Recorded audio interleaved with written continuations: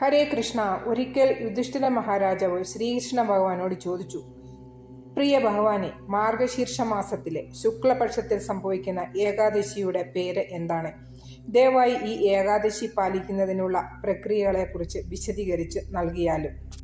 വൈകുണ്ഠ ഏകാദശി അഥവാ മോക്ഷദ ഏകാദശി മാർഗശീർഷ മാസം എന്ന് പറഞ്ഞാൽ ധനുമാസത്തിലെ ശുക്ലപക്ഷത്തിലാണ് നമ്മൾ ആഘോഷിക്കുന്നത്. ഈ ഏകാദശിയുടെ മഹിമകൾ ബ്രഹ്മാണ്ഡ പുരാണത്തിൽ ശ്രീകൃഷ്ണ ഭഗവാനും യുധിഷ്ഠിര മഹാരാജാവും തമ്മിലുള്ള സംവാദത്തിൽ വ്യക്തമാക്കുന്നു.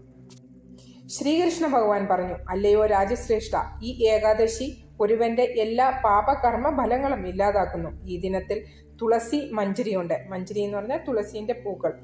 മഞ്ജരി കൊണ്ട് ഭഗവാനെ ആരാധിക്കുന്ന വ്യക്തിയിൽ ഭഗവാൻ പൂർണ്ണ സംപ്രീതനാകുന്നു. ഈ ഏകാദശി പാലിക്കുന്ന ഒരു വ്യക്തിക്ക് വാജ്പേയ യജ്ഞം നടത്തിയ ഫലമാണ് കിട്ടുന്നത്. അപ്പോൾ കഥ ഇതാണ്, ഞാൻ ചുരുക്കി പറയാം. ചമ്പക എന്ന നഗരം ഭരിച്ച